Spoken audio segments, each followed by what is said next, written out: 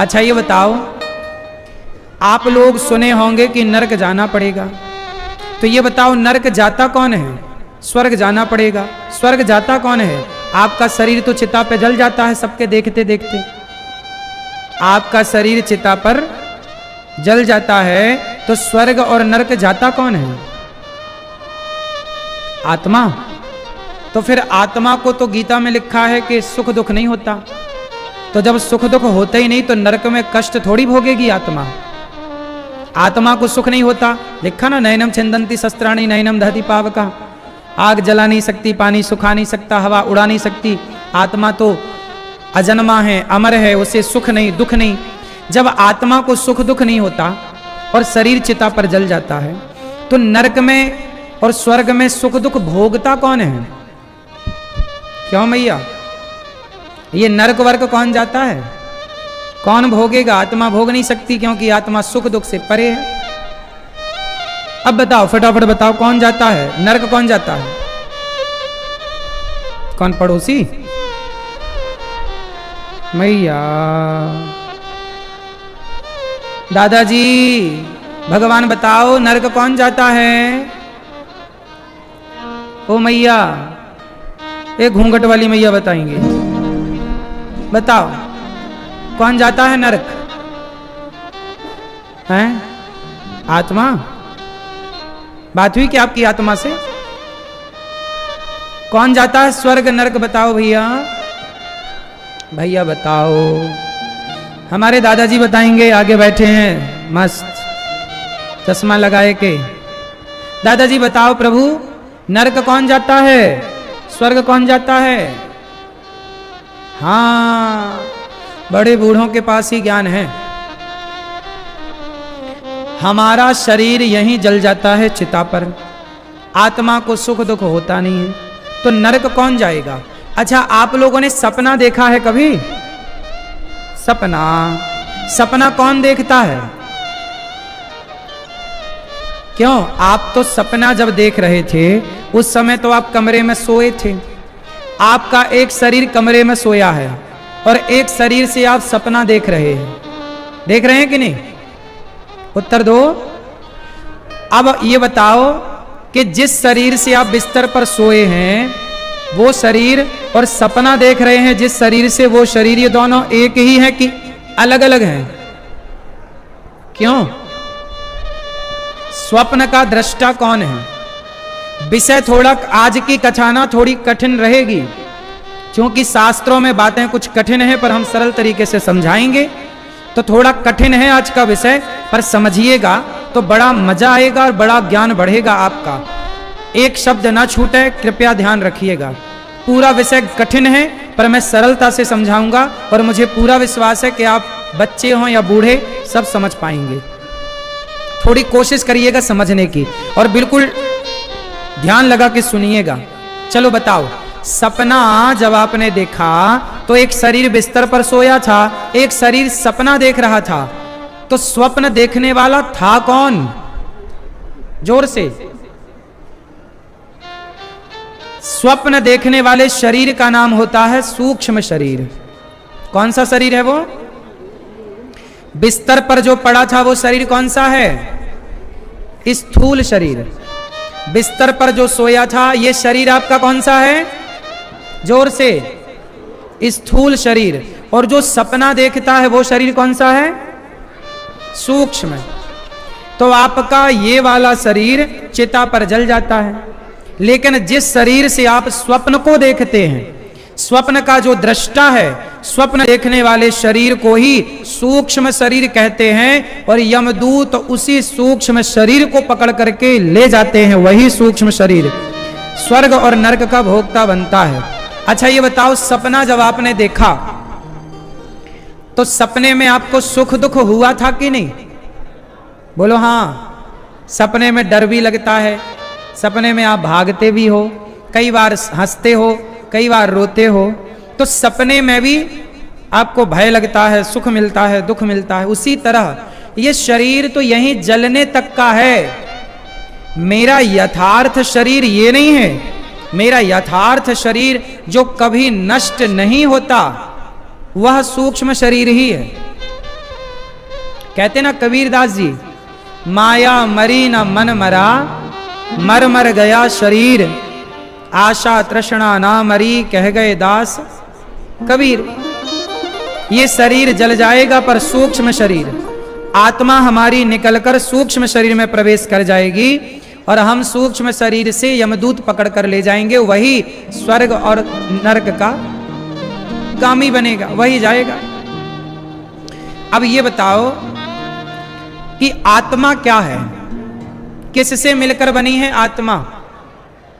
उत्तर दो मेरी मां। आत्मा किससे मिलकर बनी है? जोर से मैया। आत्मा कौन? आत्मा क्या है? सुनो, जैसे बिजली का काम है एसी को पावर देना, बिजली पंखे को पावर देती, बिजली के पावर से पंखा चलता है, बिजली के पावर से हीटर जलता है, बिजली के पावर से लाइट जलती है, बिजली के पावर से वॉशिंग मशीन चलती है। बिजली का काम है पावर देना। अब उस पावर से आप कमरे को गर्म करने के लिए हीटर जला रहे हैं या कमरे को ठंडा करने के लिए एसी चला रहे हैं, वो आप समझते हैं। बिजली तो सबको क्या करती है? जोर से जय जय। ठीक है प्रभु, बैठिए। संत भगवान की जय।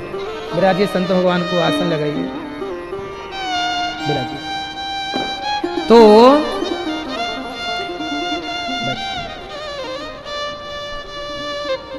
तो अब बताइए आत्मा का काम क्या है? जैसे बिजली सबको पावर देती है, हीटर को, एसी को, उसी तरह आत्मा है पावर देने वाली। किसको पावर देती है आत्मा? आंखों को देखने का, कानों को सुनने का, पांव को चलने का, दिल को धड़कने का। यदि आत्मा चली जाए तो क्या आंख देख पाती है? तभी तो आदमी कहता मर गया। मर क्या गया? आत्मा चली गई, पावर कट, लाइट चली गई मतलब बिजली कट। उसी तरह आत्मा निकल गई मतलब पावर कट हो गया, तो आंखें, दिल, शरीर खत्म। जब तक आत्मा है पावर है। अब आत्मा क्या है? ईश्वर का अंश। ईश्वर अंश जीव अविनाशी, चेतन अमल सहज सुख राशि। आत्मा ईश्वर का अंश है। उदाहरण से समझते हैं, जैसे आपका मोबाइल है, मोबाइल में सिम कार्ड है कि नहीं? जोर से। तो मोबाइल जैसा आपका शरीर है और सिम कार्ड जैसी आपकी आत्मा है। अच्छा ये बताओ, जो आत्मा है, जो आपके मोबाइल पर सिम है, वो आपकी सिम है या कंपनी की है? उसमें आपका अधिकार है या उस कंपनी का, जिस कंपनी की वो है? उत्तर दो। सिम पर आपका अधिकार है या उस कंपनी का? जब चाहे बंद कर दे, जब चाहे चालू कर दे। क्यों जी, कर सकती है कि नहीं? मोबाइल आपके पास है, सिम आपके पास है, यूज आप कर रहे हैं, पर उसमें अधिकार आपका नहीं है, है क्या? उसी तरह आत्मा हमारे भीतर है, पर वो आत्मा हमारे हिसाब से काम नहीं करती, भगवान के अंडर में होती है वो आत्मा। ईश्वर का ही तो अंश है। तो वो आत्मा ईश्वर के द्वारा दिया गया एक पावर है, एक एनर्जी है। जब तक प्रभु चाहेंगे आपके भीतर आत्मा रहेगी, वरना खींच लेंगे, तुरंत खड़े खड़े गिर जाओगे। मोबाइल में सिम बंद, मोबाइल डिब्बा। क्यों मेरी मां? तो हमारे भीतर सब कुछ करने वाली आत्मा है। अच्छा, जब आदमी मरता है तो सब कुछ तो होता है ना मरे आदमी के पास, एक चीज नहीं होती। बताओ क्या? बोलो। मरे हुए आदमी के पास क्या नहीं होती? जोर से। आत्मा चली गई, आदमी मर गया। तो कीमत शरीर की है कि आत्मा की? उस आत्मा की। जब तक आत्मा है तो आप यहां हो, आत्मा निकली तो लोग कहते हैं मिट्टी जा रही है। मुर्दे को क्या बोला जाता है? मिट्टी जा रही है। शरीर तो माटी है, आत्मा है जब तक कीमत है, इसलिए जब तक आत्मा है तब तक इस आत्मा के पावर से उस परमात्मा को पहचान लो, तब तो आत्मा का होना सार्थक है। वरना ये आत्मा तो जाएगी, जाना ही है। आत्मा भी बिजली की तरह काम करती, जैसे बिजली सबको पावर देती, आत्मा भी दे रही है। अब आप एक सवाल कर सकते हैं, महाराज जी आज के 50 साल पहले भारत की जनसंख्या लगभग 50 करोड़ थी, आज 2024 आते आते भारत की जनसंख्या 150 करोड़ हो गई। तो पहले लोग कम थे, आज लोग ज्यादा हैं। तो जब आत्मा का जन्म नहीं होता, आत्मा मरती नहीं है, तो इतनी सारी नई आत्माएं कहां से आ गई? नया जन्म हुआ ना, लोगों की जनसंख्या बढ़ गई। तो आत्मा का जब जन्म नहीं होता, लिखा ना शास्त्रों में, आत्मा अजन्मा है, अमर आत्मा, अजन्मा आत्मा का जन्म नहीं होता। जब आत्मा का जन्म नहीं होता, जब आत्मा की मृत्यु नहीं होती, तो पहले लोग कम थे, आज लोग ज्यादा हैं। तो पहले कम आत्माएं थी, आज ज्यादा आत्माएं हैं। तो नई आत्माएं कहां से आई जब बनती ही नहीं है आत्मा? तो ये प्रश्न है या नहीं? आओ अब उत्तर देता हूं। नई आत्माएं कहां से आई? मैया, ओ पीली पंचायती मैया, सुन लो मेरी माँ, बैठो सब टुप्पी टाप, सुनो। बात ऐसी है, दर्पण में आपने चित्र तो देखा होगा अपना, कांच शीशा। यदि 5 दर्पण सामने रखे जाएं तो आप पांचों दर्पण में दिखोगे कि एक में ही दिखोगे? बोलो। आप एक हैं, लेकिन आपके प्रतिबिंब 5 हो गए कि नहीं 5 दर्पण से? बोलो हाँ। यदि 100 दर्पण रखे जाएं तो आपके प्रतिबिंब 100 हो सकते हैं कि नहीं? और 1000 दर्पण रखे जाएं तो आप 1000 दिखेंगे कि नहीं? जबकि आप तो एक हैं। आप तो एक हैं, पर आपके प्रतिबिंब तो हजारों हो सकते हैं कि नहीं? बोलो हाँ। उसी तरह ईश्वर एक है, आत्मा उस ईश्वर का प्रतिबिंब है। जितने दर्पण होंगे उतने प्रतिबिंब होंगे। तो जितने शरीर बनते हैं उतने आत्मा के प्रतिबिंब तैयार हो जाते हैं। परमात्मा के, एक परमात्मा के प्रतिबिंब हैं। तो आत्माएं पहले कम थी। अच्छा, 100 दर्पण आपके सामने हैं और 100 दर्पण में से मैंने 50 दर्पण तोड़ दिए, तो आप कितने दर्पणों में अब दिख रहे हो? 50। तो जो 50 में अभी आप दिख रहे थे, तो दर्पण टूट जाने के बाद आप कहां चले गए? उत्तर दो मेरी मां। थोड़ा कठिन है विषय, पर समझोगे तो आएगा। आपके 100 चित्र दिख रहे थे 100 दर्पण में। जो दर्पण में दिखता है ना, उसे प्रतिबिंब कहते हैं। क्या कहते हैं? हम हैं बिंब, और हमारा जो दर्पण में दिखेगा वो क्या है? बिंब का प्रतिबिंब। बात समझ में आई?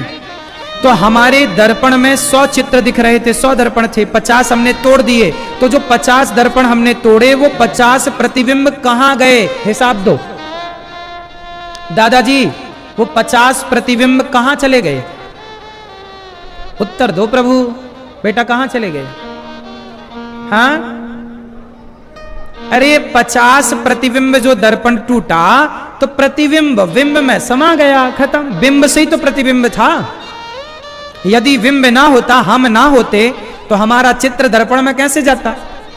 तो वो दर्पण टूटा, तो वो हम में आ गया। उसी तरह आदमी जब मरता है तो आत्मा परमात्मा से निकलती, परमात्मा में जाके समा जाती है। साहब बराबर जो सूक्ष्म शरीर है वो जाके स्वर्ग नरक का भोगता रहता है अपना सुख दुख। आत्मा ईश्वर का अंश है, उससे निकलती, उसमें समा जाती। तो आत्मा बहुत हो सकती हैं, जैसे प्रतिबिंब बहुत हो सकते हैं। एक भी प्रतिबिंब हो सकता है, 1000 प्रतिबिंब भी। ऐसे आत्माएं कम भी ज्यादा भी हो सकती हैं, इसमें कोई आश्चर्य नहीं। अच्छा ये बताओ, जब आदमी मरता है तो उसका हिसाब किताब कैसा होता है? यमदूत पकड़ कर ले जाते हैं। किसे पकड़ कर ले जाते हैं यमदूत? जोर से। अभी हमने बताया ना थोड़ी देर पहले, किसे? किसे? आत्मा को नहीं। आत्मा को यमदूत पकड़ ही नहीं सकते। आत्मा इतनी बारीक है कि वो यमदूतों के पकड़ में भी नहीं आती। किसे पकड़ते हैं? सूक्ष्म शरीर को। जैसे आप लोग कहते हैं ना आत्मा भटक रही है, वो तो चूंकि व्यवहार में आप लोग कहते हैं, आत्मा कभी नहीं भटक सकती। हमारे जो प्रतिबिंब है वो दर्पण में दिख रहा है और दर्पण टूट जाएगा तो हमारा प्रतिबिंब भटकेगा थोड़ी। कौन भटक सकता है? सूक्ष्म शरीर। यमदूत किसे पकड़ते हैं? आपके भीतर से सूक्ष्म शरीर निकाल लेते हैं। वही शरीर जो स्वप्न को देखने वाला था, स्वप्न का दृष्टा था, जिस शरीर से आप सपना देखते हो, यमदूत उसी को पकड़ कर ले जाते हैं। वही जाता है और उसका हिसाब किताब होता है। यमदूत ले जाके पेशी करते हैं यमराज के सामने। महाराज ये ले आए हम फलाने को। यमराज जी बोले ले आओ, खाता वही खोलो, इसका क्या है हिसाब किताब। पूरा रजिस्टर खोला गया तो आपके जन्म से लेके मृत्यु तक जो जो आपने काम किए हैं, अच्छे और बुरे, वो सब यमराज जी उन अच्छे और बुरों का हिसाब करते हैं।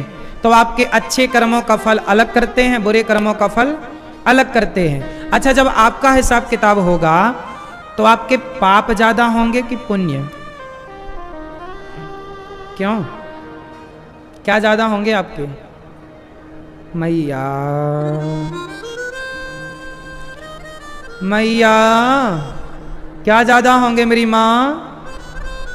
पाप। जब पता है कि पाप ज्यादा है तो काहे करती हो दिन रात पाप? सही कहा आपने, आपके पाप ज्यादा निकलेंगे। और हम नहीं कह सकते भगवान करें आपके पुण्य ज्यादा निकलें।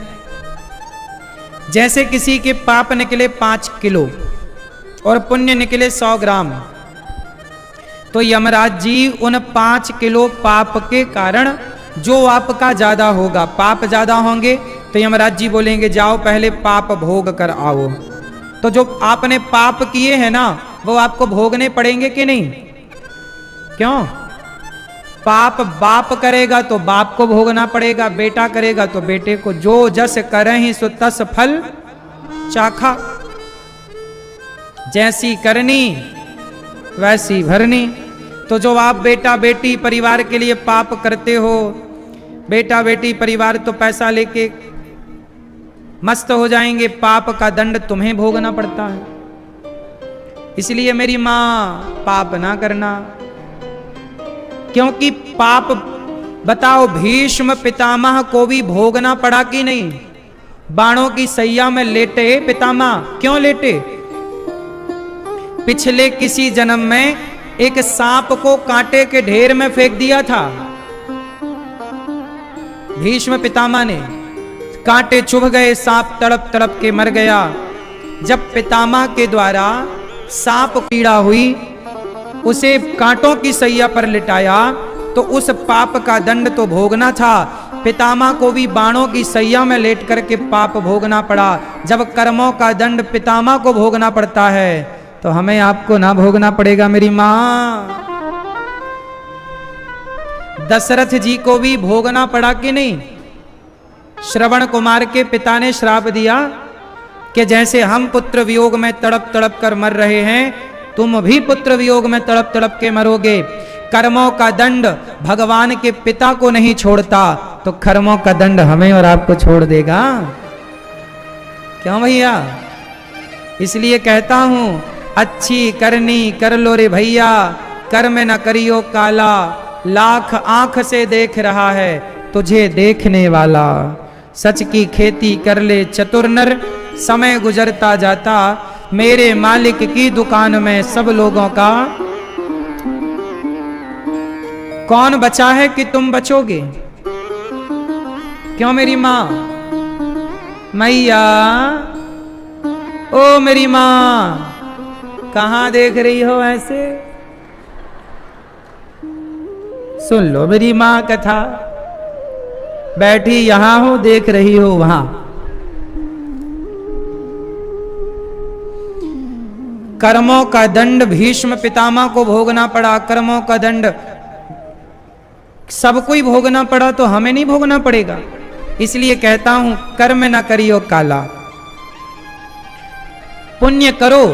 जो पाप करके आप पाप बढ़ाओगे वो नरक जाना पड़ेगा। यमराज बोलेंगे जो तुमने पाप किया है 5 किलो, इस पापों के कारण तुम्हें 84 लाख योनियों में डाला जाएगा। कौन सी योनियों में?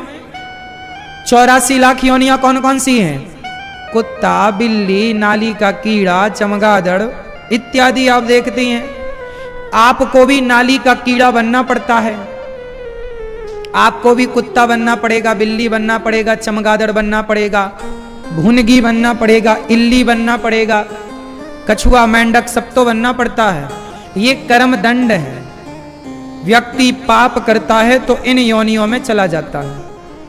जब वो 84 लाख योनियों में जाके अपने 5 किलो पाप भोगता है और जब भोग कर आता है तब यमराज जी कहते हैं कि अब तुम्हारे पाप खत्म, कुछ बचे हैं, तुम पुण्य हैं, अब वो पुण्य जाओ, तुम फिर से मानव का शरीर लो और मानव का शरीर लेकर के पुण्यों का फल भोगो। अब अच्छे कर्म करना कि दोबारा नरक ना जाना पड़े, 84 के चक्कर में ना पड़ना पड़े। अब ऐसे कर्म कर लो मेरी माँ के मोक्ष हो ही जाए। कबीरदास जी एक दोहा गा रहे हैं, हमें अर्थ नहीं पता, आप लोग बताना, है ना। कबीरदास जी कह रहे हैं, चलती चक्की देख कर दिया कबीरा रोय, दो पाटन के बीच में साबुत बचा न कोय। चलती चक्की देख कर, चलो अर्थ बताओ क्या हुआ? चलती चक्की देख कर दिया कबीरा। कबीरदास जी काहे रो रहे हैं? चलती चक्की देख कर रो रहे हैं कबीरदास। काहे रो रहे हैं? क्योंकि दो पाटन के बीच में, दो पहियों के बीच में साबुत बचाना, कोई साबुत नहीं बचा। मतलब कि दो पहिया क्या है? जन्म और मृत्यु। हम जन्म लेते हैं, मर जाते हैं, जन्म लेते हैं, तो ये जन्म मृत्यु का पहिया चल रहा है। तो कबीर जी कहते हैं कि चलती चक्की देख कर। कबीरदास जी रो रहे हैं कि सब लोग जन्म ले रहे हैं, फिर गलत काम कर रहे हैं, फिर मर रहे हैं, फिर जन्म ले रहे हैं, फिर गलत काम, फिर मर रहे हैं। ऐसे तो तुम्हारा चलता ही रहेगा रे बाबा। इसलिए कबीरदास जी रो रहे हैं कि लगता है इनका उद्धार ना होगा, ऐसे ही पिसते रहेंगे, जन्म मृत्यु, जन्म मृत्यु, जन्म मृत्यु। तब कबीरदास जी के बेटे कमाल ने कहा, कमाल ने दोहा गाया कि पिताजी चलती चक्की चलने दो, पिस पिस आटा होय, कीले माही जो रहे सो बाल नबा का होय। चल चक्की में ना एक बीच में कील होती है, खूंटा, जो दाना उस एक कील के पास चला जाता है, क्या वो पिसता है? बोलो। कितनी भी चक्की चले पर वो दाना नहीं पिसता जो एक कील के पास चला जाता है। उसी तरह जो एक भगवान की शरण में चला जाता है वो 84 के चक्कर से बच जाता है, बार बार जन्म मृत्यु से बच जाता है। इसलिए तो आद्य शंकराचार्य जी ने कहा कि भज गोविंदम गोविंदम भज मूढ़मते, पुनरपि जननम पुनरपि मरणम पुनरपि जननी जठरे शयनम। जन्म और मृत्यु से बचना है तो भज गोविंदम गोविंदम भज मूढ़मते। इसलिए कहता हूं भजन करो। सही है? तो अब आप बताओ कि आपको पाप करके 84 के चक्कर में पड़ना है या पुण्य करना है? जोर से मैया। पाप करोगी मेरी मां? पाप ना करना भैया। आप लोग पाप करोगे? अब नहीं करना, जो हो गए हैं उनका प्रायश्चित करो। भगवान के नाम के बल पर तर गया। इसलिए कहता हूं रे भैया, खूब काम करना पर भगवान के नाम की छाया लिए रहना। बारिश में निकलो पर छाता लेकर निकलो। जीवन जियो पर राम नाम की छतरी का बल लेकर के जीवन जियो। मेरे पास बल है, पायो जी मैंने राम रतन धन, राम नाम का धन संग हो। इसलिए नाम जप का धन हो, खूब नाम जपो। अजामिल जैसे पापी ने मरते समय क्या बोल दिया था? बोलो। पुत्र का नाम था नारायण। बोला था बेटे को, बेटा नारायण सुनो। बेटे नारायण ने तो नहीं सुना, परम पिता परमात्मा नारायण ने सुन लिया। जाओ भक्त को लेकर आओ। अजामिल का उद्धार नाम के बल पर हुआ। इसलिए कहता हूं काम करते रहना और नाम जपते रहना।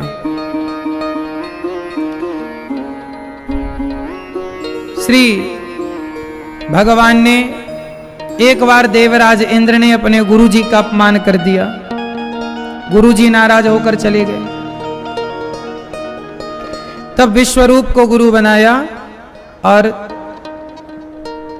वृत्तासुर को प्रकट किया महर्षि त्वष्टा ऋषि ने। तब जाकर के उन्होंने वृत्तासुर का, इंद्र ने दधीचि ऋषि की हड्डियों का वज्र बनाकर इंद्र का उद्धार किया। एक समय की बात है कि वृत्तासुर पिछले जन्म में एक भक्त थे। इनकी बहुत सारी पत्नियां थीं, पर पुत्र ना होने से बड़े दुखी थे। आज समाज में जिसका बेटा नहीं होता, लोग उसे ताने मार मार के मार डालते हैं। लेकिन मैं आपसे कहूं कि अपने आप को थोड़ा संभालो और ताने पर ध्यान मत दो। जिसके बेटा होता है इसलिए होता है कि उसका कोई ऋण था तो बेटा चुकाने आया। जिसके सिर पर ऋण था तो बेटा आया चुकाने।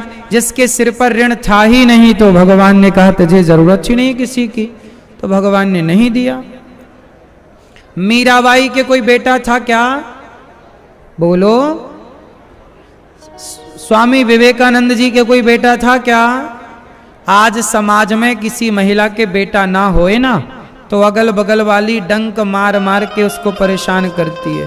तेरे तो बेटा नहीं है, तेरे तो बेटा नहीं है। क्यों? तेरे तो हैं तो तूने कौन सा गढ़ जीत लिया? बच्चे तो सुअर के भी होते हैं, तेरे से ज्यादा होते, 12-12 थोक में होते हैं। तो बच्चे से थोड़ी कुछ होता है। बच्चे तो कुत्ता बिल्ली के खूब होते हैं, नहीं होते। ये मानव शरीर काहे मिला है? क्यों भैया? ये मानव शरीर काहे के लिए मिला है? बच्चे पाने। तो बच्चे तो कुत्ता बिल्ली के भी हो रहे हैं, तुम्हारे भी हो रहे हैं। कौन सी बड़ी बात, तुमने कौन सा अलग कर लिया? ये तो प्रकृति सबके ही हो रहे हैं। अलग क्या किया? मीराबाई रोई पर बेटे के लिए नहीं, उस कृष्ण के लिए रोई। तो बेटे वाली स्त्रियों को कोई नहीं जानता, पर मीराबाई को जगत जानता है, क्योंकि वो गिरधर गोपाल के लिए रोई। बेटे के लिए रोने वाले बहुत मिलेंगे, भगवान के लिए रोने वाली तो मीरा थी। इसलिए कहता हूं बेटा हो जाए अच्छी बात है, ना होए तो प्रभु का ध्यान करो। ये जीवन है ही कितना, और बेटा चाहिए क्यों? लोग कहते महाराज जी हम मरेंगे चिता पे आग कौन लगाएगा? अरे आजकल तो मशीनें आ गई, आग की जरूरत ही नहीं पड़ती। एक तरफ से आदमी डालो, दूसरी तरफ हाथों हाथ राख मिल जाती है। और आग लगाने वालों की कमी है क्या? लोग बैठे ही आग लगाने हैं, तुम बस मरो तो। क्यों मैया? ओ पंचायती मैया, होगी पंचायत पूरी? कर लो थोड़ी और। इसलिए रोया ना करो कि बेटा नहीं है। देखो बेटा बेटी अपना काम करने आते हैं। चित्रकेतु नाम के एक राजा हैं, उनकी बहुत सारी पत्नियां हैं पर पुत्र नहीं है। संत जी से कहा कि पुत्र चाहिए। संत जी ने एक फल दिया, बोले पत्नी को देना पुत्र होगा। राजा ने पत्नी को फल खिलाया, कृतद्युति उसका नाम था। फल खा के पत्नी गर्भवती हो गई, संत की कृपा हो गई और उनके यहाँ एक बच्चा हुआ।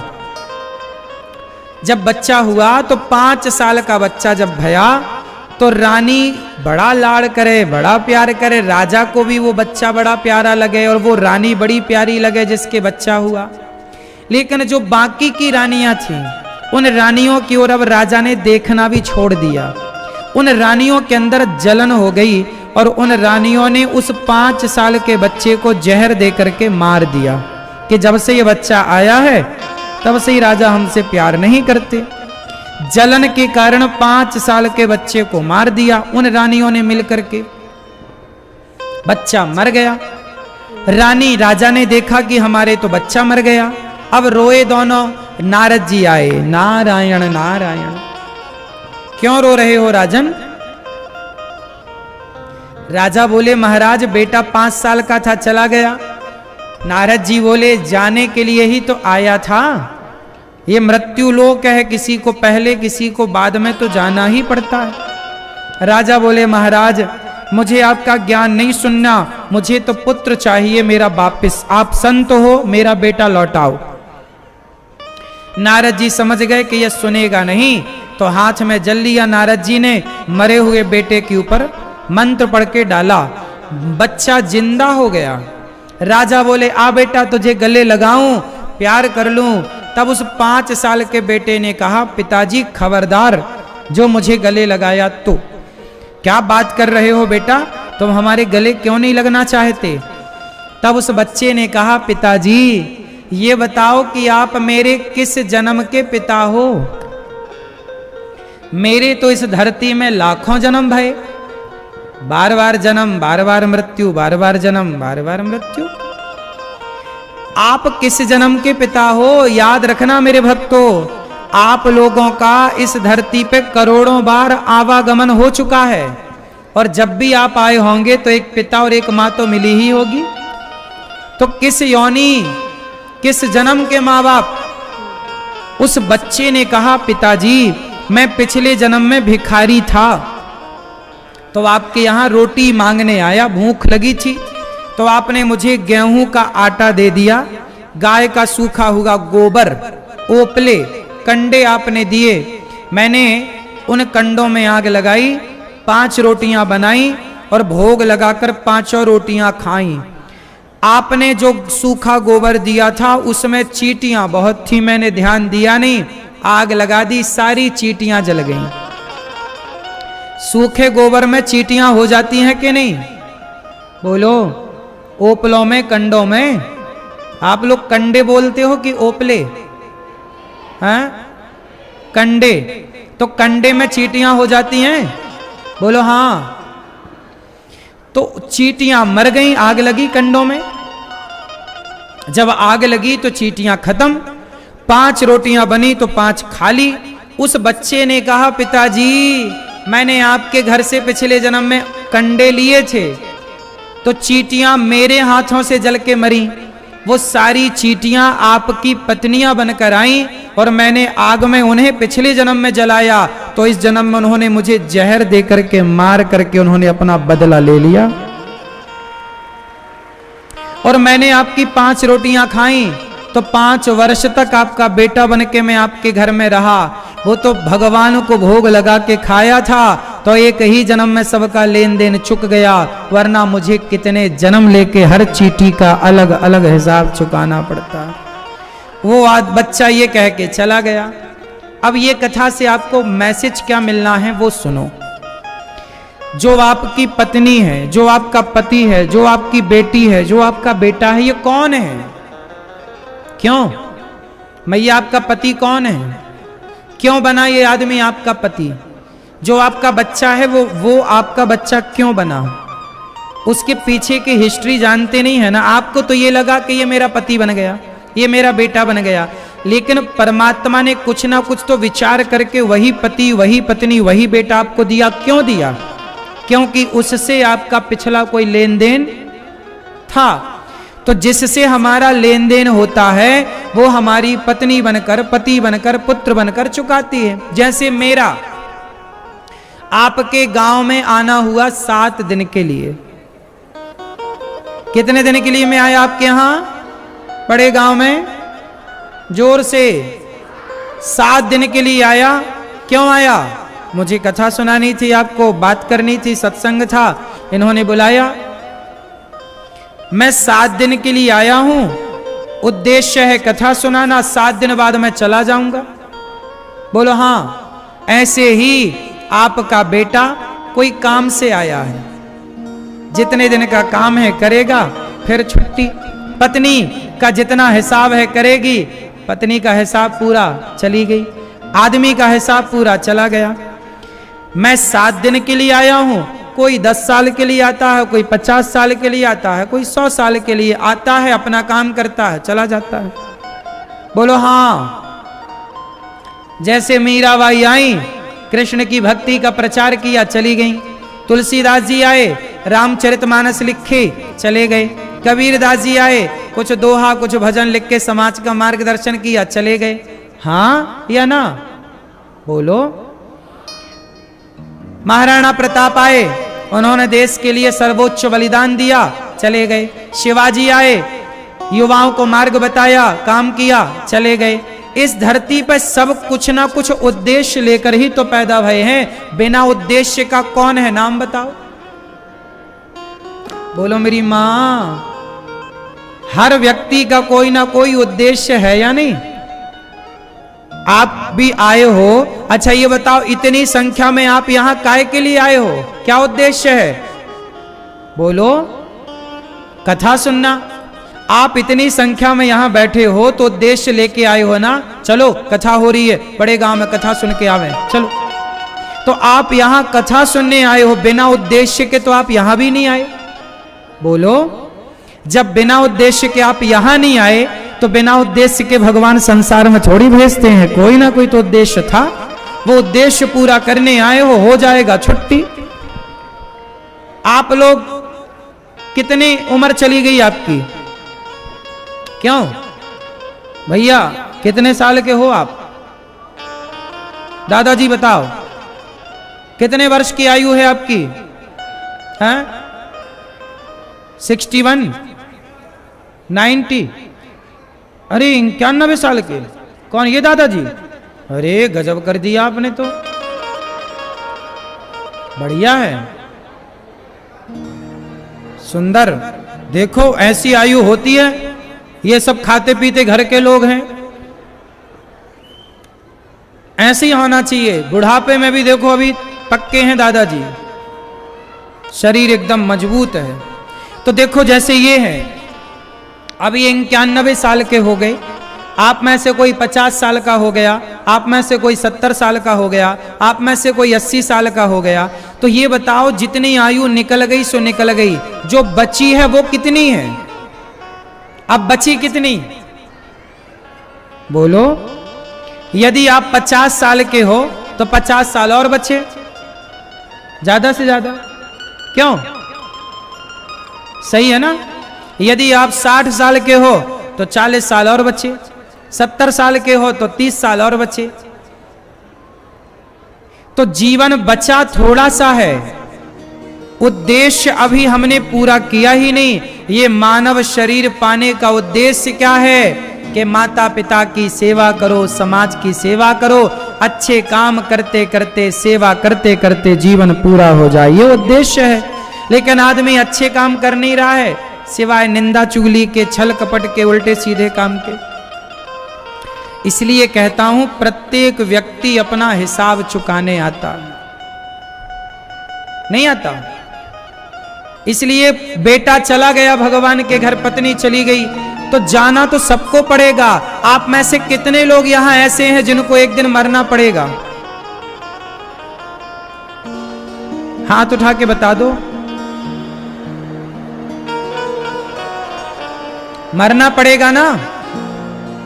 फिर कितना बचा है आपका समय? गई बहुत थोड़ी रही। नारायण अवचेत काल चिरैया चुग रही। निस दिन आयु खेत। हम सबको मरना है, इसलिए आपसे प्रार्थना करूं कि कुछ तैयारियां, यदि जीने की तैयारियां आपने की, आप वृंदावन जाते हो तो बड़ी तैयारियों के साथ जाते हो, झोला में भर के लड्डू पकौड़ी ले लेके, पता नहीं वहां मिले ना मिले। जब आप 2-4 दिन के लिए मेहमानी में जाते हो, इतनी तैयारी से जाते हो, जहां सदा के लिए जाना है वहां की भी तो कुछ तैयारियां कर लो। करनी चाहिए कि नहीं? बोलो हां कि ना। किसी के मरने पर रोया ना करो। आप लोग ना बहुत रोते हैं। अच्छा, आप लोग कैसा करते हैं सुनो। जैसे पड़ोसी में कोई मर गया पड़ोस में, तो आप जाते हैं। माताएं हमारी बहुत विद्वान हैं, जाएंगी, अरे बहन क्यों रोती हो, ये तो विधि का विधान है, ये तो होना ही था, आदमी तो अपनी उम्र लेके ही आता है। कितना अच्छा समझाती हैं मैया लोग, दूसरे को समझाती हैं।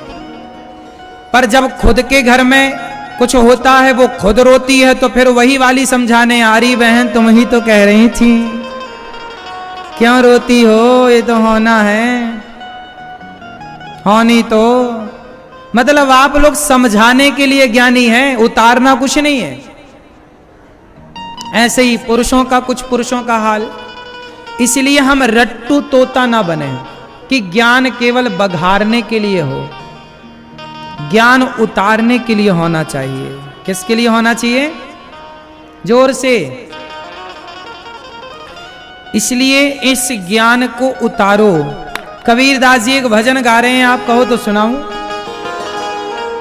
बैठे, ये मेरा है। अच्छा ये बताओ दादाजी, ये वाले भैया बताएंगे, इस तरफ वाले सफेद जैकेट वाले, कितने बच्चे हैं आपके?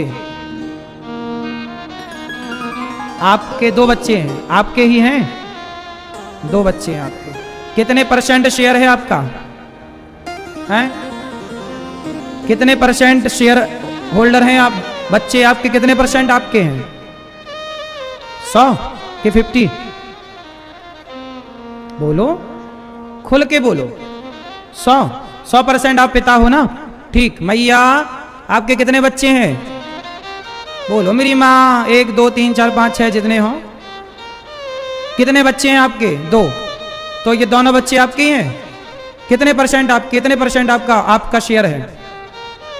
50 आपका और 50 आपके पति देवता का। दोनों मिलकर के एक बच्चे का निर्माण आप लोगों ने किया।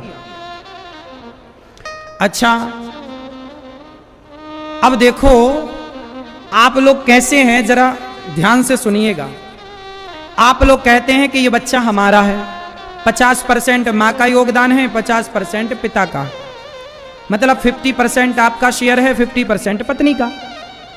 अच्छा ये बताओ, ये जो बच्चा आपका है, जब ये माँ के पेट में था तो इसकी आंखें आपने बनाई थी कि पति देवता ने बनाई? ये पांव इसके आपने बनाए कि पति देवता ने?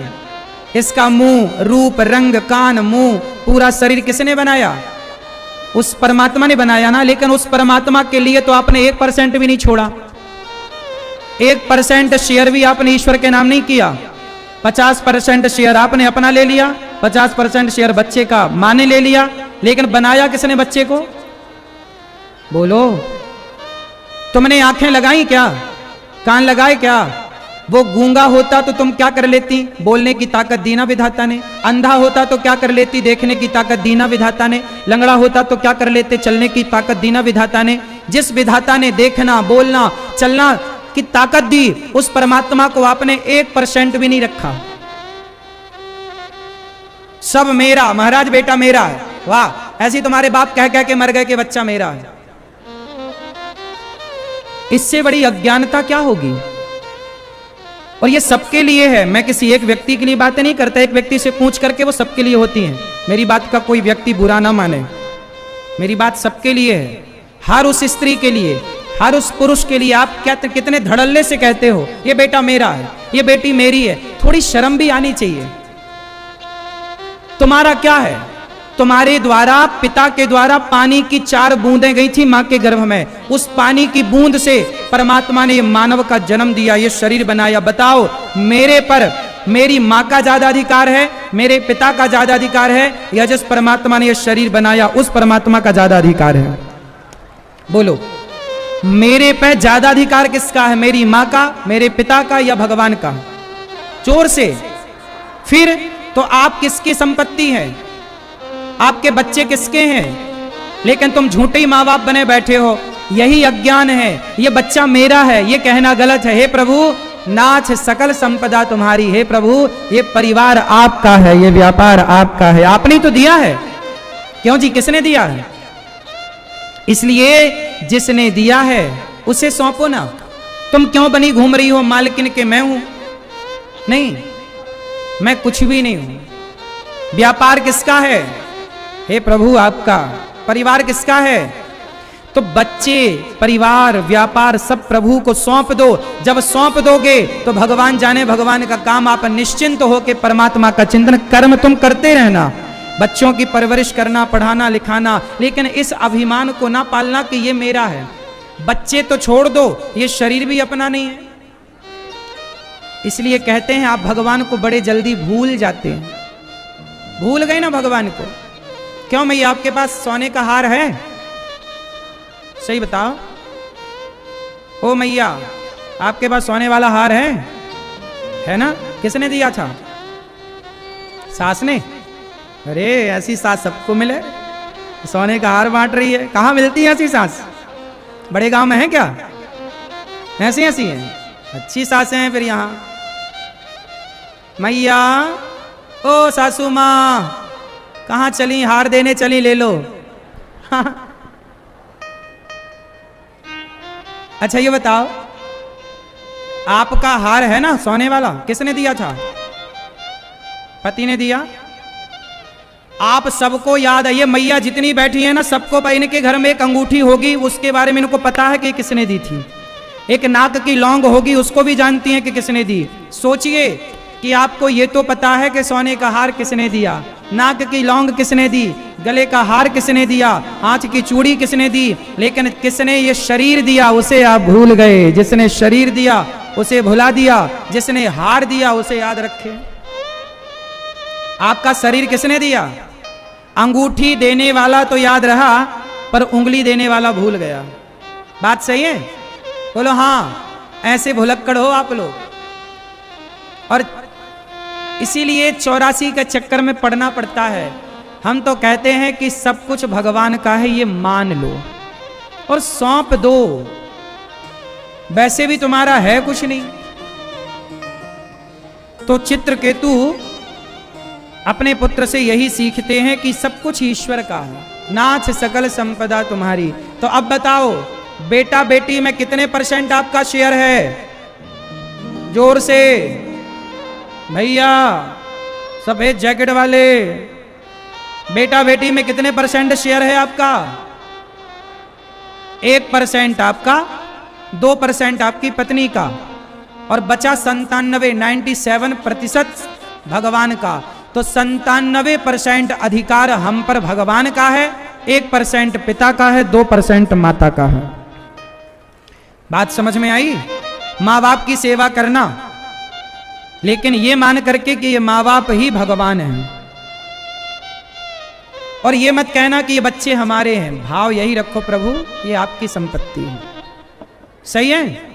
ये सही बात है कि गलत बात है? बच्चे हमारे हैं कि भगवान के हैं? जोर से, जोर से। तो भगवान के बच्चे हैं तो प्रभु कुछ समर्पित करो कि प्रभु आपके बच्चे, इन्हें आप पढ़ाओ लिखाओ योग्य बनाओ। आप चिंता करती हो महाराज जी बच्चा पढ़ता नहीं, महाराज जी पढ़ लिख के क्या बनेगा? भगवान के चरणों में बच्चे समर्पित तो करो। ये तो कहो कि प्रभु ये बच्चों के माई बाप आप हैं। बच्चों को बचपन से बताओ कि बेटा तुम्हारे माता पिता भगवान है। त्वमेव माता, बोलो त्वमेव माता च पिता त्वमेव। आप सब लोग आरती में गाते हो, मात पिता तुम मेरे, शरण गहूँ मैं किसकी, स्वामी शरण पढ़ूं मैं किसकी, तुम बिन और न दूजा, आस करूं मैं किसकी।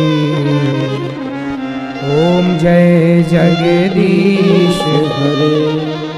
हमारे पिता कौन? भगवान कृष्ण, भगवान राम, प्रभु श्रीमन नारायण। नारायण हमारे पिता हैं और लक्ष्मी हमारी माता है। तो सब कुछ किसे सौंप दो? लक्ष्मी नारायण भगवान को। अब आप जानो और आपका मेरी माँ ने मुझे बचपन से भगवान के चरणों में समर्पित कर दिया। मेरे पिता ने बचपन से मुझे भगवान के चरणों में समर्पित कर दिया, इसलिए ऐसा मैं बना। तो मेरे माँ बाप ने मुझे ऐसा नहीं बनाया। जब भगवान को समर्पित किया तो भगवान ने ही मुझे इस तरह की सेवा करने वाला बना दिया।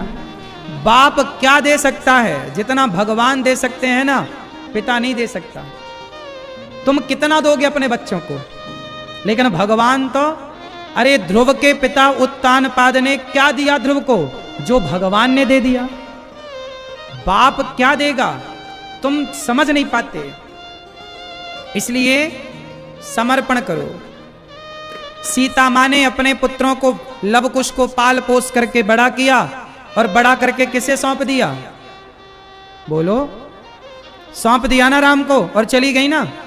फिर तो आप भी अपने बच्चे पाल पोस करके योग्य बनाओ। ये बच्चे भगवान के हैं, इसलिए बिगड़ने ना पाए, लगे रहो। शराब ना पीने पाए, बीड़ी ना पीने पाए, सिगरेट ना पीने पाए, गलत संगति, क्योंकि ये अमानत ईश्वर की है।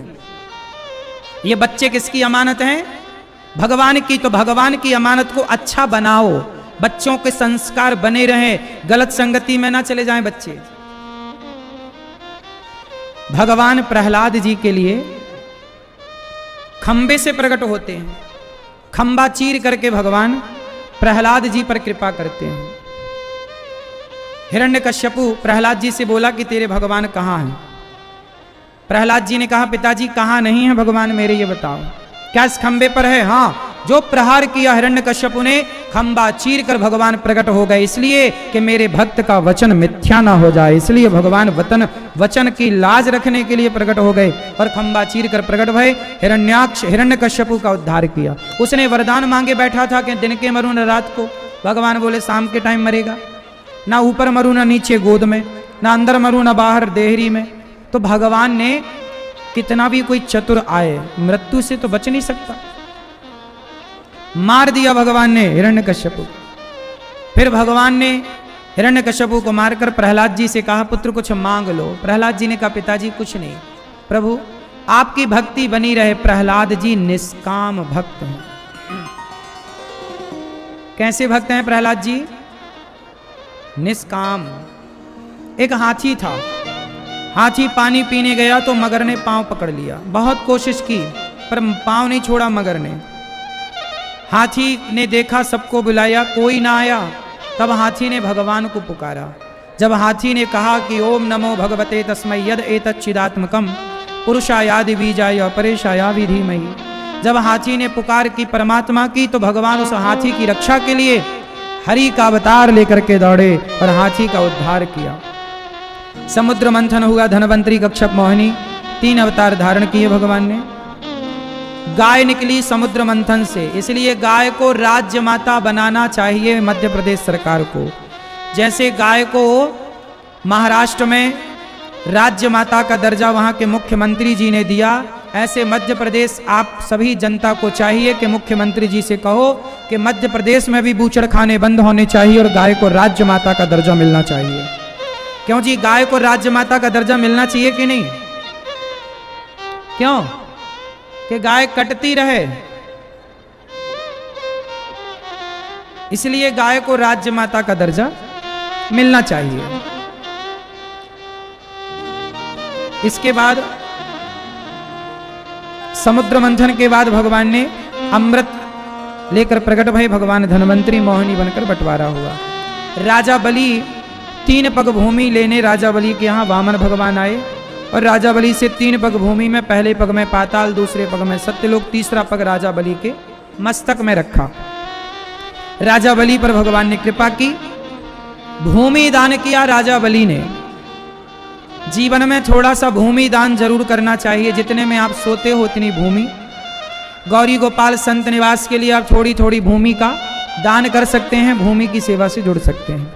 वामन भगवान को लक्ष्मी जी लेकर गई, फिर भगवान मत्स्य बनकर आए, हयग्रीव नाम के दैत्य का उद्धार किया। भगवान नारायण जी के पुत्र हुए ब्रह्मा, फिर मरीचि, कश्यप, इन्हीं के वंश में राजा नभग, नाभाग, अम्बरीश, जिन्होंने एकादशी का व्रत किया। आप में से कितने लोग एकादशी का व्रत करते हैं? एकादशी करते हैं? एकादशी का व्रत सबको करना चाहिए, ठीक है? करना चाहिए कि नहीं? मैया क्या बोलती तू? एकादशी करना चाहिए? सारे सनातनियों को एकादशी का व्रत करना चाहिए। संपूर्ण भारत, प्रत्येक हिंदू को एकादशी महारानी का व्रत करना चाहिए। सबसे श्रेष्ठ व्रत है एकादशी का। अम्बरीश ने एकादशी का व्रत किया, दुर्वासा जी का अभिमान समाप्त हुआ। इन्हीं के वंश में आगे चलकर खटवांग, फिर दीर्घबाहु, फिर रघु, फिर अज, दशरथ जी हुए। आओ बात करते हैं अब राम जी की। मैया चुप रहो मेरी मां। दशरथ जी के यहां प्रभु आए 4 रूपों में। राम जी का प्राकट्य किस महीने में हुआ? चैत्र का माह, शुक्ल पक्ष की नवमी तिथि और दिन के ठीक 12 बजे राम लक्ष्मण भरत शत्रुघ्न का प्राकट्य हुआ। राम जी, लक्ष्मण जी थोड़ा बड़े भय, राम लक्ष्मण को लेकर के विश्वामित्र जी चल पड़े और विश्वामित्र जी ने अपना यज्ञ पूरा किया। राम जी ताड़का को मारते हैं, अहिल्या का उद्धार करते हैं, सीता स्वयंवर में जाते हैं और वहां सीता मां जो धनुष तोड़ेगा वही सीता से विवाह करेगा। बड़े बड़े राजाओं ने धनुष उठाया, भूप सहस दस एक ही 12 लगे उठावन टरही न टारा। एक ही 12 मतलब एक ही दिन में, एक ही बार में। बेटा जरा शांत रहो, ओ भैया चुप रहो, बेटा जरा शांत रहो। 10,000 राजाओं ने प्रयास। अच्छा, वार कितने होते हैं? सोमवार, मंगलवार, ये टोटल कितने वार होते हैं? जोर से, कोई 8वां वार भी है? 7 वारों में सबसे बढ़िया वार कौन सा? नाम बताओ। हैं? रविवार? क्यों मैया, सबसे अच्छा वार कौन सा है? शनिवार। दादाजी आप बताओ सबसे बढ़िया वार कौन सा है? सोमवार। कोई सोमवार कह रहा है, कोई मंगलवार कह रहा, कोई रविवार कह रहा, कोई शनिवार। पर मुझे लगता है कि सबसे बढ़िया एक वार है, उस वार का नाम है परिवार। जिसका परिवार अच्छा है उसका सोमवार भी अच्छा, मंगलवार भी अच्छा, बुध भी, गुरु भी, शुक्र भी, शनि भी और रविवार भी अच्छा। जिसका परिवार अच्छा नहीं है तो क्या सोमवार, क्या मंगलवार। इसलिए 7 वारों को बेहतर बनाना हो तो पहले किसे बेहतर बनाएंगे? जोर से, क्या बेहतर बनाएंगे? जिसका परिवार अच्छा उसका सोमवार भी अच्छा, उसका शनिवार भी अच्छा, उसका गुरुवार भी अच्छा। सही है? क्यों जी, बात सही है? तो राम जी ने धनुष तोड़ा, सिया जी आई, माला पहनाई। राम जी का विवाह माता सीता के संग संपन्न हुआ। राम जी का विवाह, लक्ष्मण जी का, भरत जी का, शत्रुघ्न जी का विवाह हुआ। राम को राजा बनाने की तैयारियां दशरथ जी ने शुरू की विवाह के बाद। लेकिन कैकेयी मां ने राम जी को कहां भेजने की तैयारी की? उत्तर दो। राम जी कितने साल के लिए वनवास गए? 14 साल ही क्यों? 15 साल क्यों नहीं? 20 साल क्यों नहीं? 10 साल क्यों नहीं? 14 वर्ष क्यों? राम जी का 14 वर्ष का ही वनवास क्यों हुआ बताइए? क्योंकि उस दिन से रावण की 14 वर्ष ही आयु बाकी थी, इसलिए राम जी को 14 वर्ष का वनवास जाना पड़ा। अच्छा ये बताओ, राम को वनवास किसने भेजा? जोर से, जोर से। माता कैकेयी ने। अच्छा ये बताओ, राम भगवान है कि नहीं? तो जगत के पालनहार यदि भगवान है तो क्या भगवान को कोई वनवास भेज सकता है? उत्तर दो मेरी मां। भैया, क्या भगवान को कोई भी कह देगा तो वो वनवास चले जाएंगे क्या? राम को वनवास किसने भेजा? लोग कहते हैं कैकेयी मां ने भेजा। चलो, यदि कैकेयी मां ने वनवास ना भेजा होता राम को, तो क्या राम जी की आज समाज में पूजा होती? बोलो, पीछे वाली मैया, ओ पीली हरी मैया, मैया कहाँ जा रही हो मेरी माँ? ओ पीली मैया, इधर चली मैं उधर चली, पता नहीं मैं किधर चली, बस चली चली, बैठ भी जाओ मेरी माँ। लाल भी चल पड़ी, लाल मैया, पीली मैया को देख देख के। अच्छा ये बताओ, राम जी को वनवास यदि कैकेयी मां ने ना दिया होता तो क्या राम की पूजा होती? उत्तर दो, नहीं होती ना। तो राम के वनवास जाने से राम बन गए, तो राम बन गए। यदि राम बन ना जाते तो राम राम ना कहलाते। इसलिए इस कथा से यह सीख मिली कि जीवन में जितना कष्ट आए, राम जी के जीवन में 14 वर्ष का संकट कष्ट ना आया होता तो राम जी भगवान बनकर के समाज के बीच में स्थापित भी ना होते। जीवन में कष्ट आया तो उस कष्ट से लड़कर राम जी ने समाज को दिखाया कि आपके जीवन में भी कष्ट आए तो हारना मत, कष्ट के बाद भी लड़ते रहना, विजय आपकी होगी, जीत आपकी होगी। और आप जितना तपोगे, जितना कष्ट उठाओगे, आपकी कीमत उतनी बढ़ेगी। तो कैकेयी मां अच्छी हैं कि बुरी हैं? बोलो बोलो, अच्छी है ना? हाँ। अच्छा ये बताओ, कैकेयी मां ने, मंथरा ने तो ये कहा था कि भरत को राजा बना लो, लेकिन मंथरा ने यह नहीं कहा था कि तुम राम को 14 साल वनवास भेज देना। यहां एक चीज मैं आपको बताऊं, कैकेयी मां के भीतर भी लालच आ गया था, लोभ जाग गया था कि मेरा बेटा राजा बनेगा और कहीं राम उस राज्य में बाधा ना बने, विघ्न ना करें, इसलिए इसे हटाओ। तो कैकेयी मां के अंदर लालच तो आया, वरना भरत को तिलक मांग लेती, इतना तो दशरथ जी देने को भी तैयार थे। राम को वनवास मांगने की क्या जरूरत थी? कैकेयी माता को लालच आ गया। दूसरा ये भी एक पहलू है कि जब लोभ आता है ना तो सर्वनाश करता है। इसलिए जितना है संतुष्ट रहो, ज्यादा लोभ लालच के चक्कर में ना भागो। अति कहते ना कि मक्खी गुड़ में गड़ी रहे, पंख रहे लिपटाए, हाथ मलहे और सिर धोने, लालच बुरी। और कुल मिला के एक और पक्ष है कि दोष कैकेयी मां का बिल्कुल नहीं है। वनवास तो राम को जाना ही था, कैकेयी को बहाना था। राम का जन्म ही हुआ था रावण को मारने के लिए, प्रकट ही हुए थे। लेकिन यहां एक बात समझने की है। अच्छा ये बताओ, जो करता है वही भरता है कि करता कोई है और भरता कोई है? आपके हिसाब से क्या सही है? जो करेगा वही भरेगा या कोई करेगा कोई और भरेगा? हां, तो राम के वनवास जाने में राम ही कारण है। क्यों? कैकेयी की बुद्धि किसने भड़काई? जोरों से मंथरा। और मंथरा की बुद्धि किसने घुमाई? जोर से माता सरस्वती ने। और सरस्वती की बुद्धि किसने घुमाई? देवताओं ने। और देवताओं की बुद्धि किसने घुमाई? स्वयं भगवान ने, स्वयं भगवान राम ने। तो राम ने देवताओं की बुद्धि घुमाई, देवताओं ने सरस्वती की, सरस्वती ने मंथरा की, मंथरा ने कैकेयी की, और वनवास हुआ राम का। और शुरू कहां से हुआ था? राम से। तो जो करेगा वही भरेगा।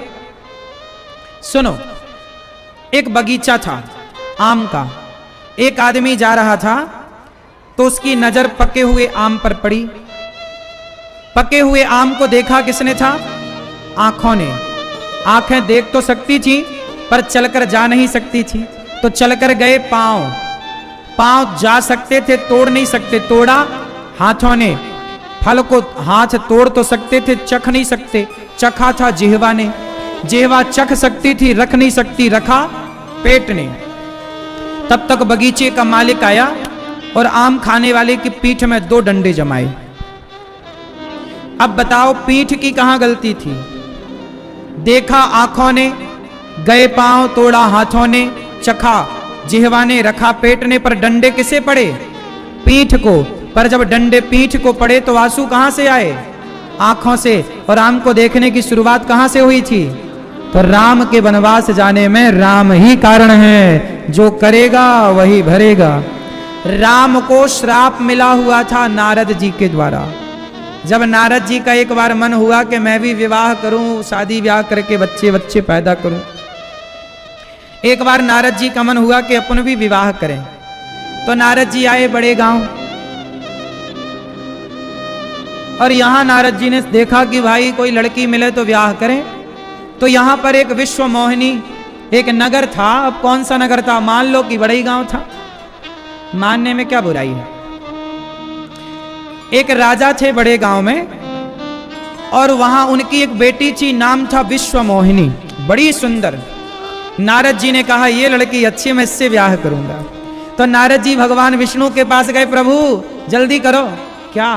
आपन रूप देहु प्रभु मोही, आप ऐसा करो अपनी तरह मुझे बना दो, आप बहुत सुंदर है ना। भगवान श्रीमन नारायण बहुत सुंदर रहते हैं। भगवान के ना दाढ़ी मूछ नहीं होती। बताओ क्यों? राम जी के मंदिर में राम जी की दाढ़ी मूछें देखी आपने? कृष्ण जी के मंदिर में दाढ़ी मूछ डाले कन्हैया देखा? भगवान सदा जवान सुंदर दिखते हैं। बताओ क्यों? क्योंकि भगवान हैं, उन पर काल का प्रभाव नहीं पड़ता, इसलिए भगवान सदा सुंदर रहते हैं। सदा 17 वर्ष के 16 वर्ष के सुंदर रहते हैं, सदा सुंदर। वो बूढ़े नहीं होते। बुढ़ापा हम पर लागू होगा, काल का प्रभाव हम पर पड़ेगा, भगवान पर काल। इसलिए भगवान का नाम है अजन्मा। जिनका जन्म ही नहीं होता तो मृत्यु का सवाल ही नहीं। बोलो हाँ कि ना? इसलिए भगवान सदा सुंदर रहते हैं, इसलिए उनका नाम भी है श्याम सुंदर। क्या नाम है? बोलो। तो भगवान सदा सुंदर हैं। तो नारद जी का मन हुआ कि मैं भी विवाह करूं, तो विश्व मोहिनी के कारण भगवान से बोले कि आप अपनी सुंदरता दो। तो भगवान के रूप तो बहुत हैं, अनेक रूप आया। भगवान का एक रूप बंदर भी है, तो भगवान ने अपना बंदर वाला रूप नारद जी को दिया, और नारद जी हो गए बंदर। फिर नारद जी की शादी हो गई फेल, कैंसिल हो गई। ओ विश्व मोहिनी जो बड़े गांव की थी, उसने नारद जी से ब्याह किए नहीं, माला डाले ही नहीं। बोले बाबा जी आपको बंदर, हमारे शादी में बंदर आए हैं। नारद जी को बड़ा गुस्सा आया। भगवान जब उन्हें पता लगा कि मैं बंदर बना, खूब डांटा भगवान को। वाह परम स्वतंत्र न सिर पर कोई, आप बड़े स्वतंत्र हो, आप देखो मुझे बंदर बना दिए। जाओ मैं तुम्हें श्राप देता हूं, जैसे मैं नारी के लिए तड़प रहा हूं, तुम भी नारी के वियोग में तड़पोगे। जैसे तुमने हमें बंदर बनाया, तुम्हें भी बंदरों का सहयोग लेना पड़ेगा। ये नारद जी का श्राप मिल चुका था। तो नारद जी के श्राप को स्वीकार करना था, तो लीला करनी थी, इसलिए उनको भगवान राम के रूप में आना पड़ा, और नारद जी के श्राप को स्वीकार करके उनके श्राप को अपनाना पड़ा। इसलिए राम को ये लीला करनी पड़ी। तो राम के वनवास जाने में राम ही जिम्मेदार हैं, कोई नहीं। राम जी वनवास गए। सबसे पहले रास्ते में नारद जी को तमसा नदी के तट पर विश्राम हुआ, श्रृंगवेरपुर पहुंचे। फिर केवट से राम जी ने नाव मांगी नाव ना केवट आना, कहाँ है तुम्हारे मरम मैं जाना। केवट ने नाव दी, पर शर्त रखी पहले पांव धुलाओ। राम जी बोले पांव मत धुलो, सीधा बिठाओ, पार लगाओ। केवट बोला सरकार बिना पांव धोए तो पार नहीं लगाऊंगा। राम जी बोले जल्दी है। केवट बोला आपके पिता की सौगंध, बिना पांव धोए नहीं। केवट है तो बड़ा होशियार, कहता है आपके खुद के बाप की कसम नहीं खाता, राम जी के पिता की खाता। आपके पिता की सौगंध मैं पार लगाऊंगा, बिना नहीं। अब क्या हुआ? राम जी ने कहा अच्छा जल्दी करो। तो केवट कठौता में पानी लाया, कठौती में नहीं। कठौती से बनती तो स्त्री बनती, कठौता लाया कि बनेगा चरण से तो बेटा बनेगा, नाव चलाने के काम आएगा। कठौता में पांव रख के राम के पांव धो धो करके घिस घिस करके धुल रहा है। पत्नी को बच्चों को बुला रहा, जरा तुम भी मेहनत करो। राम जी को हिलाए जा रहा, राम जी बोले गिराएगा क्या? केवट बोला तो आप मुझे पकड़ क्यों नहीं लेते? राम जी की आंखों में आंसू आ गए। वाह केवट, हमें लगता था कि हम ही भक्तों को गिरने से बचाते हैं, पर आज भगवान को एक भक्त ने गिरने से बचाया। केवट ने पांव धोए, नाव पर बिठाई। अच्छा, चरणामृत पिया। बोले पहले अपने पितरों को पार लगाऊं फिर पार उतारूं। राम जी को नाव में बिठाया और नाव जब चली तो डगमग डगमग नाव डुलाए केवट। राम जी बोले धीरे चल भैया, हमसे तैरना नहीं आता। केवट बोला सरकार मेरा हाथ पकड़ लो। केवट आपने क्यों नहीं पकड़ा राम जी का हाथ? केवट बोला यदि मैं राम को पकड़ लूंगा तो मैं कभी भी छोड़ सकता हूं, पर जिसे राम जी पकड़ लेंगे वो कभी नहीं छोड़ेंगे, इसलिए आप मेरा हाथ पकड़ लो। अच्छा ये बताओ, भगवान को पकड़ना चाहिए कि अपना हाथ भगवान से पकड़ाना चाहिए? क्या सही है, भगवान को पकड़ना या भगवान से अपना हाथ पकड़ाना? क्या सही है? जोर से पकड़ना। मां जब बच्चे को मेला घुमाने ले जाती है बाजार, तो मां बच्चे को पकड़ती है कि बच्चा मां को पकड़ता है? जोर से। जब मां पकड़ती है ना बच्चे को, तो जिम्मेदारी से पकड़ के रखती है। उसे पता है कि ये गुम जाएगा, यहां भीड़ भाड़ में कहीं यहां वहां ना हो जाए, तो मां बच्चे को पकड़ के रखती है। वो बच्चा खतरे में नहीं है जिसे मां ने पकड़ा है, लेकिन बच्चे ने यदि मां को पकड़ा है तो वो बच्चा खतरे में, कहीं भी छोड़ के खिलौनों की दुकान में घुस जाए। इसलिए भगवान को हम ना पकड़ें। हमें पता ही नहीं कि प्रभु आप कहां हैं, पर आपको पता है कि हम कहां हैं, इसलिए आप मेरा हाथ पकड़ लो। केवट बोला प्रभु आप मेरा हाथ पकड़ लो। राम जी को केवट ने पार लगाया। उतराई में राम जी ने अंगूठी दी। केवट बोला सरकार आप भी केवट हम भी केवट, आपसे तो उतराई ना लेंगे। राम जी बोले हम काहे के केवट, हम तो क्षत्रिय हैं। केवट बोला प्रभु जो आपके घाट आता है आप उसे भवसागर से पार करते हो, आप भी पार लगाते हो, हम भी पार लगाते हैं। हम गंगा से पार लगाते हैं, आप भवसागर से पार लगाते हो। तो आप भी केवट हम भी केवट, आप मेरे घाट आए तो मैंने आपको पार लगाया, जब मैं मरकर आपके घाट आऊं तो आप मुझे पार लगाना, बस यही चाहता हूं और कुछ नहीं। केवट ने राम जी से ये सब कहा, प्रणाम किया और राम जी चित्रकूट गए। वहां भरत जी मिलने आए। भरत जी चरण पादुका लेकर के, राम जी के चरण चिन्ह लेकर के चित्रकूट से वापस आए हैं। इसके बाद राम जी भरत जी को दर्शन देकर चित्रकूट से पंचवटी आए। पंचवटी में रावण ने सीता मां का पहले सूप न खाई, भगवान ने दुष्टों का दमन किया। फिर रावण आया सीता मां को लेने के लिए। सीता मां को लेकर रावण चला गया। जटायु ने सीता मां की रक्षा के लिए पंख फैलाए। जटायु एक पक्षी है, लेकिन सीता मां के लिए लड़ता है कि नहीं? उत्तर दो। सीता मां के लिए जटायु ने पक्षी होकर के भी लड़ाई लड़ी ना। बस यही है, सीता मां को जब रावण ले गया तो सीता मां के दुख को देखकर दुखी तो बहुत लोग भये, पर सीता मां का सहयोग किसने किया? केवल जटायु ने। उसी तरह आज समाज में स्त्रियों के दुख को देखकर दुखी बहुत लोग होते हैं, पर सहयोग करने वाले कुछ लोग होते हैं। जो माताएं फुटपाथ पर बैठी थीं, जो स्त्रियां फुटपाथ पर अपनों से सताई ठुकराई बैठी थीं, उन बेसहारा जरूरतमंद मां को उठाकर ये दास अनिरुद्ध ने गौरी गोपाल ला करके उनकी सेवा की।